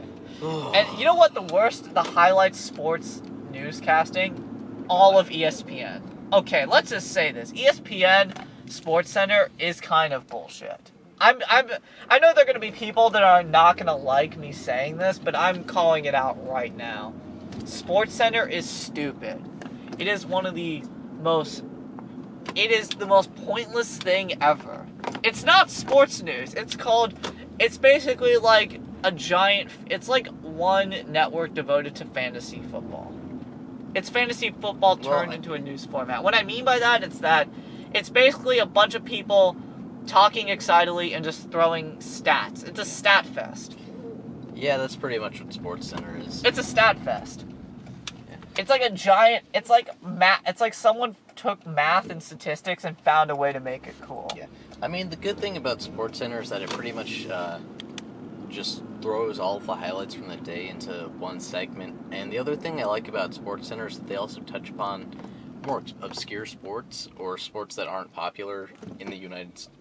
The United States, they touch upon a lot of stuff. So good for them. There are benefits, that really depends on the anchors of Sports Center. That's the main problem. Is they need to hire more intelligent people to talk about sports. Which one of them hiring sometimes some ex-athletes has worked. Charles Barkley is a great television presence. He's really good at it. He's a great analyst on NBA TV or whatever it's called, NBA on TNT or something. Yeah, like he's great at doing sports journalism. And because I think the problem is they just have a lot of ex-athletes join who may know sports, but playing a sport and talking about a sport is different. Oh yeah, it's conveying just like that sport to the wider audience. Like, yeah, it's just like playing a sport versus coaching. Players. Not all players. Great players can. Not all players can be great coaches, and vice versa. Actually, a lot of coaches did play sport professionally, but they weren't very good. Yeah. Good, so it's just a case like that where. Yeah, Yeah, exactly, and I think that's part of journalism. Sports journalism has that problem. But I've always said though, like sports, it's where it's okay to be extremely nerdy. Mm-hmm. Acceptable nerddom is sports, really. Which people don't like to hear, but I think it's kind of... I felt like I had to cool down and let you talk for a bit, Alex, because I felt my blood boiling when I hit upon my rant. No, you're not ready to go all out on that yet? I don't like anger. You don't like anger? I'm not an angry person. I like being calm and relaxed. Oh, I do too. There's only a few things to get angry about. We've already had my angry rant, though. We had it on our legalization broadcast. That was my angry rant broadcast. I thought we were getting to J.J. Abrams was going to be that. Oh, wait a minute. Speaking of... No, I think if we ever had to talk about J.J. Abrams, it will be more of an analytical critique, if you will. Yeah. Of the work of J.J. Abrams? Yeah, I don't think I'll drop F-word after F-word. Oh, no. But sports journalism probably will get you there. Oh, yeah. Yeah, I just realized I dropped a lot of F-bombs on this show. That's okay. I did it on previous ones. It's the internet. The internet. We're allowed to do this. We're not, but the FCC is not going to show up while we're recording, so don't worry about it too much. Yeah. But yeah, that's, Yeah, so do you want to move on from sports journalism? Let's go on. What was the other... You had another interesting topic we talked about earlier. What was it? Not Eisenberg, the one... It was a video game thing. What was it? Yeah, it's a next-gen title, Shadow of Mordor. Have you heard of this? No, but Is it Lord of the Rings related? Yeah, it's a Lord of the Rings game. I wanted to make sure that was Lord of the Rings related. Okay, I've been very disappointed by Lord of the Rings games. That's something they've never made a good... Oh, wait, they did make that Return of the King video game. The Return of the King game was pretty sweet. That was the last... That was, like, on the original Xbox, right? Yeah. That was the last good Lord of the Rings game they ever made. Yeah, the and Third they tried Age, a couple with, like... They tried the Third Age, didn't work. They tried a Battlefront, which they're doing a new one of. They did a Lord of the Rings version of, like, Star Wars Battlefront. There was an RTS as well. I think that was actually pretty good, but it didn't sell very well. Which there was one? also RTS, what was it called? I don't remember. Oh, there that was also, that was the Lord of the Rings: The Third Age. Was it? Oh no, there was one. No, there was one called War in the North that they did. Yeah. About an unrelated story that's based vaguely on things in the book. No, I remember that. It was a parallel story that runs alongside the main story. That was the the main Third Lord Age. of the Rings storyline. That was the Third Age. Okay. I did play and beat that game one time. It was okay, but it didn't sell well. But yeah, the Lord of the Rings Online was an MMO, which a friend of mine played that. He said it was pretty solid. It Yeah, was also free to play. And I it was played also it. Free, so I played it as well. I played it a little bit. It wasn't too bad. They tried to do an MMO, but never caught on. Once again, that's making me think about Elder Scrolls and making me nervous again. But yeah, Shadow of Mordor looks like it has any promise. You know, if you haven't heard about it or if you haven't seen Explain to me Shadows of Mordor. I will talk. I have a topic about Elder Scrolls, but we'll get there. Tell me about Shadows of Mordor. What do we? I don't know. I was kind of hoping that you would have seen something about it. No, but because it's one of those things that's better seen than explained. Explain. Well, you can try explaining it to me. I know. All right. So pretty much the plot of the game is that you play as a ranger. I don't know when the game's actually set. Oh, is it not clear if it's during the timeline of the main movies are? I don't think it's set during that timeline. I think it's set a bit in the past. You know what? It might actually be set during the, what was the age with the Isildur and all that stuff that was going on? I think that was the Second Age. The Second Age. It might actually be set during the Second Age. Don't hold me to it, but essentially you're playing as a ranger from Gondor, and you're given a task, which is to pretty much which is to wage a guerrilla warfare campaign against the forces of Mordor in Mordor, which is sort of the basic premise of the game. So you're playing like all the Faramir?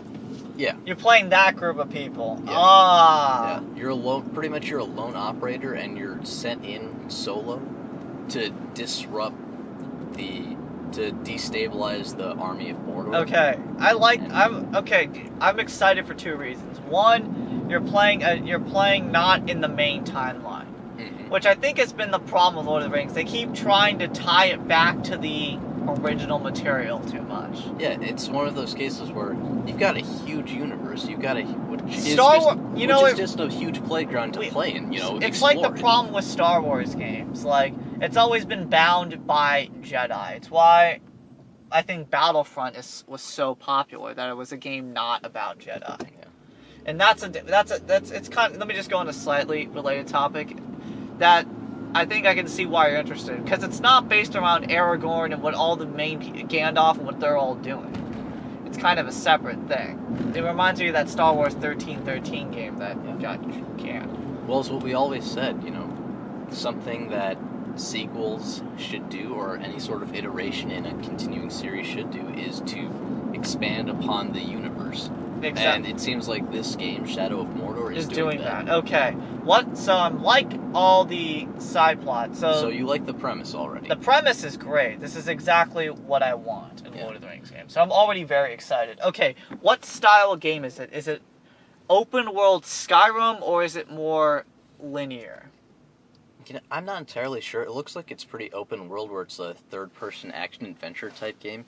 It actually looks very, very similar to Assassin's Creed, from the player's movement to the character's movements. I'm very excited. I'm a huge Assassin's Creed fan, so I'm already more excited. Yeah, actually, apparently one of the programmers for Assassin's Creed said that they lifted code from Assassin's Creed, and apparently Ubisoft is pretty pissed off about this game, because the characters' movements really do look like the various characters from Assassin's Creed. Well, they can't copyright that. Yeah, they can't copyright that, and to that I say, why didn't you guys come up with this really awesome premise instead of having us dick around with Desmond and this bullshit with the Animus and Ancient Aliens or whatever the fuck? No, the Animus was fine. It's when the games started falling apart when they started having to actually focus on Desmond. Because you could tell, like, between Assassin's Creed 2 and 3, they were just staving off not having to use Desmond because he was just the most boring character ever made by man. No, I mean, what I'm trying to say is that, okay, so why didn't you give us this awesome premise instead of giving us fucking Desmond? No, the premise was all the premise with the characters in the Animus, like Ezio, was cool. It was everything else. Dude, I didn't really. I thought the whole Desmond thing and the whole Animus, the whole concept of the Animus. No, the story, like, if you remove the Animus and just did the stories of, like, Ezio by himself, it was actually kind of Exactly, cool. It was awesome, but then they threw all this crap with everything, the like, Animus not, and... everything, it was like Mass Effect 2, everything not related to the main story. Just hold on. Sorry. What I'm trying to say is that, alright, yeah, you created a great gameplay system, but you gave us some whole lot of shit that we didn't need and that no one wanted. Yeah, you didn't use it to its full potential. Yeah. Basically. So here's a group of guys that are doing that. I'm already excited because try me a goddamn. I actually like the Animus as a concept. I thought it was just used very poorly. Yeah, and also seeing how they annualized Assassin's Creed and have already beaten it to death, even though the franchise has only been around for I think 7 years. I'm not sorry. I feel no pity or remorse. I don't for mind. Ubisoft. Like, it's weird because different companies use the same game engine while using a similar mechanic. Yeah, like, why is that a problem? It's not one they can't call copyright because they know decent amount of copyright law. I don't think they're gonna sue them, but they're not happy. What developer is doing this? Warner, I think. I'm not sure. Warner? Yeah. It's been a while since I've touched upon it. I don't know. I'm just curious. So yeah, I'm continuing. There's actually more. There's more. Oh wait, I'm really excited now. You're making me more excited, Peter. This is really good. So continuing on. Lord of the Rings and Assassin's Creed mechanics is just an awesome idea. Okay, so there's something weird about he's possessed by a wraith or something, which looks like that's kind of like the Third Age story, which was kind of weird, but that wraith element introduces a really interesting gameplay element that looks like it has a whole lot of promise, called the Nemesis system. The Nemesis system. Yeah. Interesting. A Yeah, new system. Tell me. So due to the fact that is it like magic or? Yeah, it's like magic, but with a twist. So you do have, I think you have magic abilities. So like he's been fireballs infected with and like shit. the Morgul, like the Nazgul. Yeah, infection. but it goes far beyond, Besides getting lightning poisoned bolts and dying like Frodo did. Poisoned and stuff, yeah. So pretty much what you can do is possess people or possess your opponents, I think, and when you see it in action, you realize that okay, every single enemy you see is a potential weapon that you can wield. So it reminds me of that game, Mind Jack. Yeah, but I think this goes way beyond that. Because Mind Jack had that concept, it was just executed terribly. I think this goes way beyond that though, because one example they showed was that. So he managed to so he's pretty much trying to assassinate this one orc captain. Oh my god, this is like Assassin's Creed Lord of the Rings style. Who controls a very important I guess orc clan or organization or tribe or something that may or may not join Sauron. So he decides, okay, take him out and that connection to Sauron will be lost, and his orcs will scatter. Okay, so he possesses this lieutenant. Okay, you know why that's perfect? Hold on, not done. So then the game continues for a couple. So instead of killing this lieutenant or interrogating him, he possesses him and just waits on it. He sits on it for what looked like in the simulation, or at least in the demo they showed, which was quite a while, almost an hour, I think, down the road. So you wait hours and hours on end. And then there was a point where this lieutenant was at a meeting with his captain. So he was possessed. He pulled the trigger. The orc stabbed this captain in the back. It didn't kill him, severely damaged him, and then he went in and cleaned up. So that seems like they're making versatile the number of approaches you can do to doing a mission. Oh yeah, and also in that same mission before it began, he also possessed an archer that was just patrolling. Some extra firepower.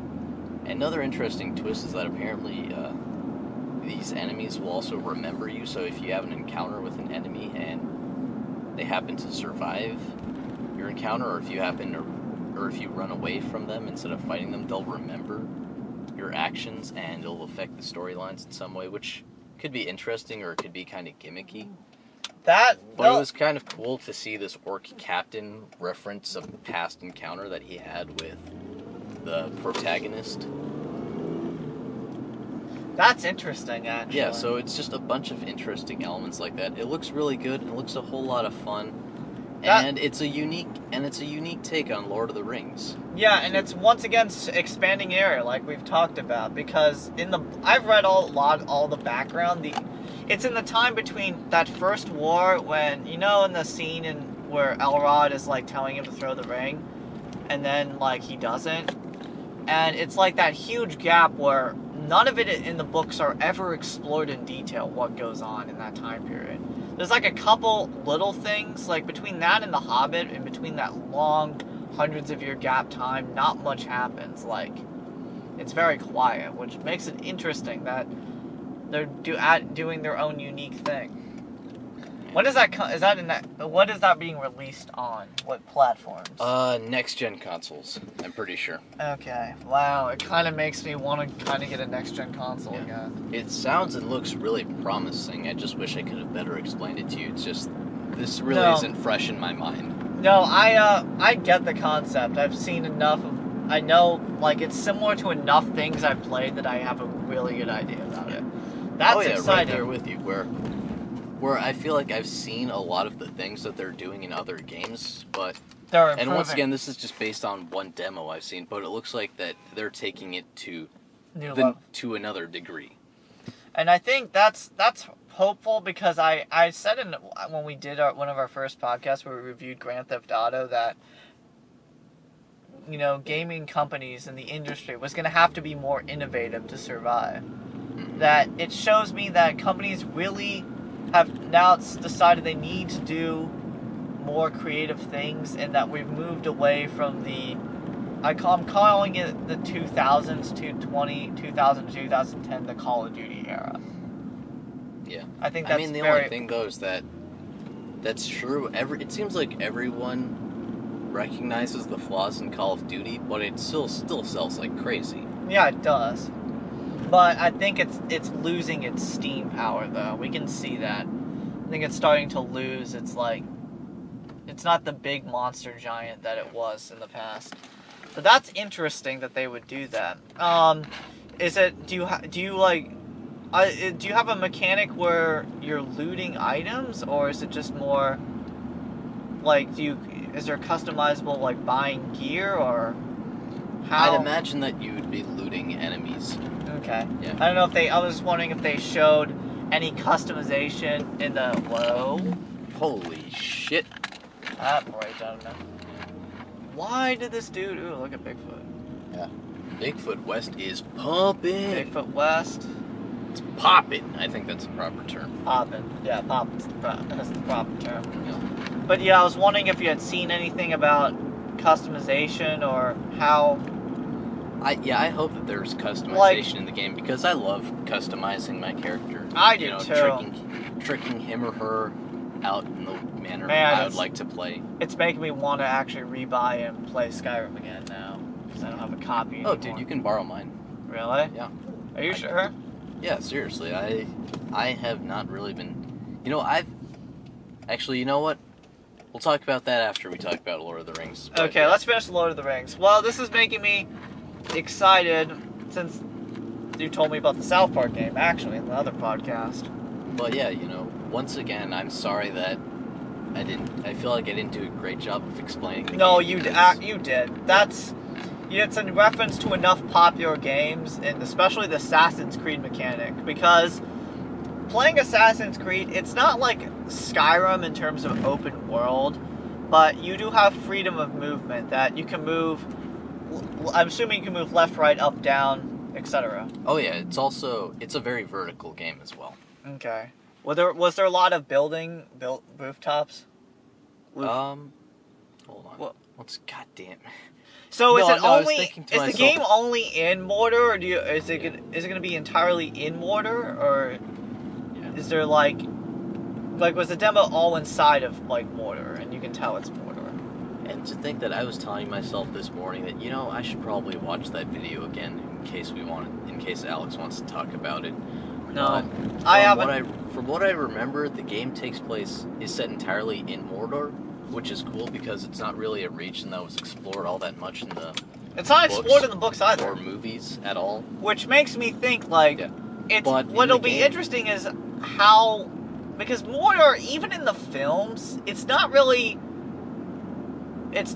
shown like how it's a really large area. When you look at in the books, like Tolkien drew a map. Mordor is pretty big. The region is huge. Yeah. No, from what I remember from the video, it seemed like there were structures of various sizes and shapes. Oh, so there'll be a lot of rooftop climbing. Yeah. But I like the fact that you're not. I was really glad to see in the game that it wasn't just a bunch of blackened rocks like in the movie. Like generic, every shade of brown, generic rock. Yeah, brown. or just sort of a bombed out region with. So it's good to see some diversity. I hope that, because if it's really just a whole bunch of black and various shades of brown and gray, then it'll probably get old pretty fast. Yeah. But that's interesting that they're doing that. I'm excited for that. So what was the point you were about to bring up before I interrupted you? I'm sorry about that. That's okay. Wow, I've lost. I just think that I hope they've diversified the missions enough. It's something that Assassin's Creed, the missions got very they all started to feel the same and kind of got repetitive, which took them a long time to break that mold. It took them 3 games in to really get out of that mold, so... I think that was actually the reason why I didn't finish the first Assassin's Creed game. Well, the first Assassin's Creed was like a bronze. The second one was a lot better. They really started to improve it. Yeah, Assassin's Creed 2 was awesome. Yeah, Assassin's Creed 1, it's they kind of did, it was almost like their beta that they just released into a game. They got the it's they focused only on getting the mechanics right. And then they did Assassin's Creed 3 and ruined it. Because they weren't going to get it with Connor. What a boring character. Actually made a Native American main character boring. That takes effort to do. Anyway, yeah, I was just going to say that I'm glad they're doing it, and I'm glad that they're really taking new mechanics instead of doing, let's take our idea but switch the style of gameplay, which is what a lot of them are doing. Because I met somebody at LMU who follows Elder Scrolls Online, and I must say, it has the potential to be good now. Because I saw a demo video, and it looks a lot like Skyrim in terms of style and the way the dialogue trees are set up. It's really, customized about that. And they did factions, too. There are factions, but what's interesting is that it really feels like Skyrim. And it really looks like Skyrim, too. Not quite as detailed as... It doesn't seem as overly detailed as... Oh, yeah, there's no way that they can make the game as detailed as Skyrim. Yeah, they can't. Which is one reason I'm worried about it, because it's living up to a very high expectation. So... I mean, part of my problem with the Elder Scrolls Online is that I just don't like MMOs. Yeah, I don't like It's that simple. Well, I got addicted to World of Warcraft, so maybe I'm a hypocrite. Yeah, yes, you did. I did not get addicted as some of the other people, though. That's true. I was not nearly as much as my brother was. And his friends. His friends and his friend's dad. Yeah. They were more crazy than me, but it is really addicting, but... And I like it. I don't think I hate MMOs the way you do. Well, hate's too strong of a word. We never liked them the way I have, but the problem is that they're not... they're just it seems like it's something that is really hard. It's really hard to do well, and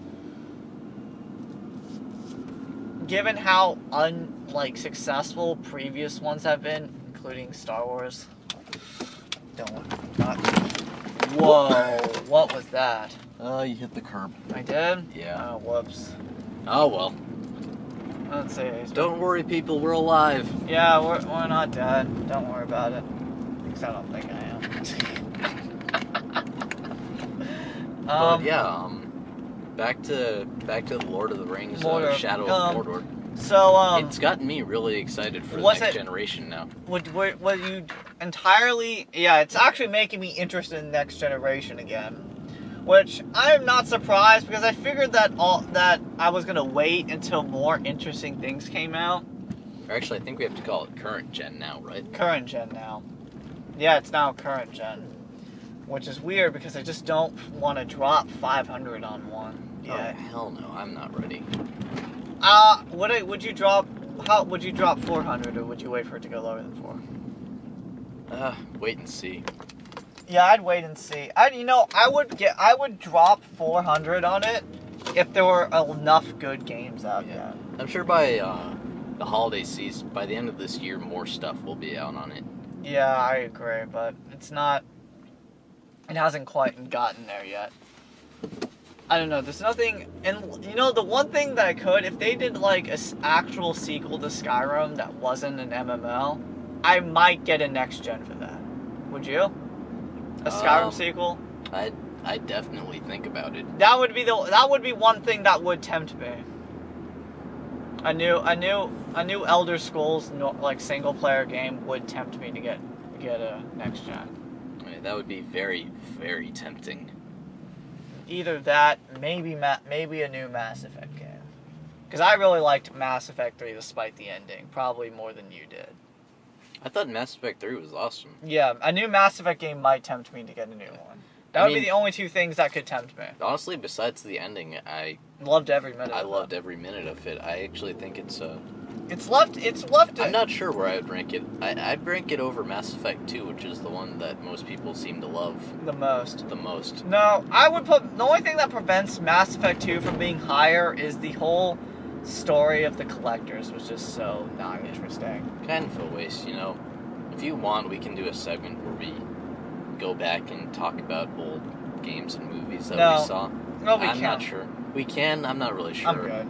I think. Sure, if I'd want to do that. Let's not go down memory lane right now, shall we? Let's not live in the past when we've got the whole world ahead of us. Of that future. Well, honestly, that Mordor game sounds interesting. Yeah. Let me talk about the combat. There's something I did not bring up. In the demo, was he just using archery? How did the archery look? Was he aiming from like a third-person camera view, like from the back, or could you zoom into first person? I don't think he actually used. Were there any archery. Was there any combat in the demo? Yeah, it was mostly sword stuff, and it looked pretty.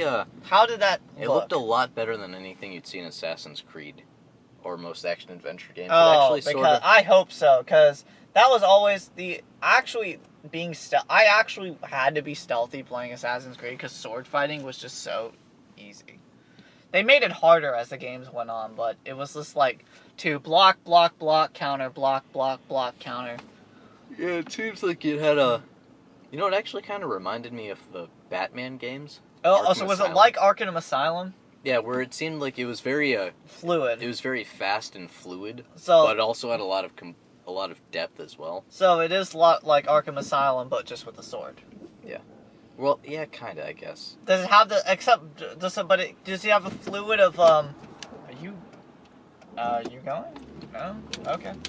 So it has that fluid motion of where the person is not just like, because the problem with third person fighting, it's usually very like forward, back, left, right, like it's not like you're locked you're not locked facing a direction. When you want, like when you select a new enemy, it's like lock, turn direction, like you have this tunnel vision of the character. Yeah. So the character can move in like a circle or I think there is a lock-on mechanic in the game, but it seems to be very, very easy to switch from target Oh, to good. target. Yeah. Not Where it lock-on mechanics that don't work are annoying. Yeah, where it seemed Grand like Theft Auto 4, I'm looking at you. I'm staring at you right now. Bad boy, go in the corner. Yeah, where it seemed like straight, a very direct approach to combat could also work and could also be a lot of fun, where you don't just have to rely on stealth. Yeah, that's true. So there's a balance between stealth and non-stealth. That's really hard to do, but which I really, really like, where it really does. How where big groups any are approach enemy? could work. How big are the groups of enemies that he was fighting? Was it just one-on-one? Was he fighting groups of 3, 4? How many enemies did you? How many fights did you see? Tell me about the fights then. The one group actually was the one big fight at the end of the demo was actually pretty big. It almost looked like it was a 20-on-20 fight. Oh wait, who? Yeah. 20-on-20 orcs versus other Oh orcs? yeah, because when he possessed the lieutenant, he also managed to gain control of that. Whoa, you didn't mention this part, Peter. Yeah. You forgot this little bit. So wait, he took Yeah, control. once again, this is why I wish I saw the video that I should have watched the So video he took today. control of the lieutenant, which means he took control of all the troops the lieutenant was commanding. Yes, also. because these troops were loyal to this lieutenant. So we got them to fight another group of orcs. Yes, and then in the chaos, he managed to take down the orc captain who was wounded and get out. That's awesome. So Yeah, how doesn't that sound awesome? what that shows to me is that what appeals to me most about this game is, since it's really, you're playing a guerrilla warfare-esque, like, special forces soldier. Yeah. Playing behind the enemy lines, which is cool, means you're not just like a dominant MacGuffin Call of Duty superhero where you just blast through everything. Like, there seems to be, like, it just seems more than just charge in and blow everyone up and just move. Like, you have to think about strategy. Yeah. Which I like. That's always a plus in my book. Yeah, which is really cool, because it seems like if you have a plan in mind, you can pretty much end any sort of conflict without swinging your sword or firing an arrow, and that you can plan something hours in advance, which seems really cool to see something that you did several hours back pay off in a big way. Seems like a brilliant concept. Did they ever say, is this a game being released this year? Wait, where was the video? Was it at E3 that they introduced it? No, it wasn't at E3. It was Yeah, goddamn. I cannot remember. I'm sorry, Alex. They released the video recently, though. Oh, speaking of new video game news, because I always keep up on what's coming out, Fallout 4. Can I just make a brief intro? Yeah, go ahead. This is a game I'm actually... Okay, remember how in Fallout, because it's kind of like, it's a new they haven't released everything, but there's been some leaked material, which some of it, because, whenever it comes with rumors, you have to decipher between what's credible and what isn't. And what we've heard is this was released from a script they were doing from a casting call. Like, it actually looks like a real, like, script. It looks legitimate? Yeah, it looks like a real script, mainly because I know what real scripts look like. I've read many real scripts, so it looks pretty real. Could it be fake? Maybe, but if in terms of the best rumors, like Fallout 4, they're going to... Actually, I don't know, I'll just tell you. They're going to Boston. Okay, yeah, I remember They're doing, you the were talking about this Institute, before. they're actually they seem to be doing it, and what seems to be the story is that the main character, we've actually gotten it, what I didn't tell you is, no, we speculated that. This is actually, I believe, what it's now confirmed they're doing the Institute. Okay. Which makes me excited, because I think it's a cool idea, but what's interesting is the character you're doing. It's going to be a guy or a girl who looks kind of generic, but he's a guy that was part of the pre-war army who woke up out of hibernation. That's the main character, as far as I can tell. Okay. Which, it seems cool because they're taking the idea of, what was the other game that was that, with the terrible ending? Oh, Rage. Rage. Oh, where you're you're a fish out of water, a man at a time. Yeah, and which usually doesn't work, but I think the fish out of water for Fallout would be great. because it's very different, and also from the artwork I've seen, it's going to be very gritty again. Because the problem with Vegas I had is it didn't feel like apocalyptic, really. We've talked about this, the problems that we didn't have with New Vegas. That they're really narrowing it back down from too many side characters. That was a big problem in that game. So I thought I'd just bring it up. Right, nice. So what they also improved is they're improving they're trying to make it more like FPS, so you don't have to rely on VATS all the time. That makes me so happy. It does too. They actually said, like, the guy who posted it, who got the script, said that they're working on the first-person mechanic to bring it to a wider audience. Which normally I don't like. Whenever I hear the terms wider audience, I put it in a negative connotation. Because wider audience means everything's trimmed down. But I like that better. Because once it seems like they're really innovating it more. Yeah. Which is good. Just, sometimes things are popular for a reason. Because it's good or because it works. Because it works. Yeah. So, yeah, I don't see any problems with that. I mean, there's still going to be the VAT system because they're never going to get rid of it, but it seems like they're really taking the things from New Vegas that Obsidian did. And the first person aiming was the best thing they added to that game. Yes. I agree with you wholeheartedly on that. And that doesn't surprise me, because what Obsidian is good at is they're good at making game mechanics, they're just not good at writing scripts and plot. That's always been that studio's problem. They can make great games if they had someone else doing all the writing for them. Anyway, yeah, but that Shadows of Mordor looks, back to the main topic, sounds great. Yeah, it's gotten me once again, it's gotten me excited for these new consoles, and I'm interested in seeing what people can squeeze out of them. Yeah, what this new engine is capable of. It looks really good, but... Yeah. It's got a great premise. It's just a question of, can they actually deliver on that? Which comes down to the technology and the designers themselves. Yeah, I'm just wondering how diverse they're going to be doing it if it's only in Mordor. Because I'm sure... Speaking of diversity, and pulling it off, here's a new question. The orcs and the enemies you saw, in terms of what they looked like, were they all like the midget? Well, did the orcs have a variety of... The orcs came in all shapes and sizes. Okay, good. That was the thing I was wondering about. So the orcs all different, so there's a lot of different shades and different... They didn't all... Because that was the problem. All the orcs looked exactly the same in the movies. Not all exactly the same, but... That's interesting. Okay, I dig that now. So if they all are of different variety, and they also, I assume the weapons they use are all of a wide variety also? Yep. Where there's some using axes, some swords, some bows? Yeah, axes, swords, clubs, hammers, arrows, spears. Alright. Yeah, all that shit. Perfect. Wow. And that's another great game coming out, so I'm excited. Yeah. That totally works for me. So, anything else you want to talk about, or should we wrap it up? I think we should wrap it up. We're almost about the 2-hour mark right now. Yeah.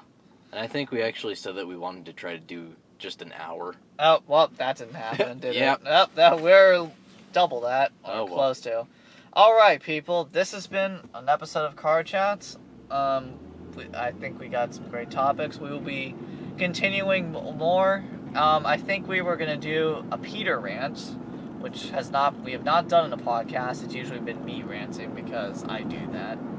Yeah, usually I'm the one who's handling all the equipment, but due to this new technology that we got, I think it's made it more hands-free. Yeah, my hands and my mind will be freer to take part in the discussions as well.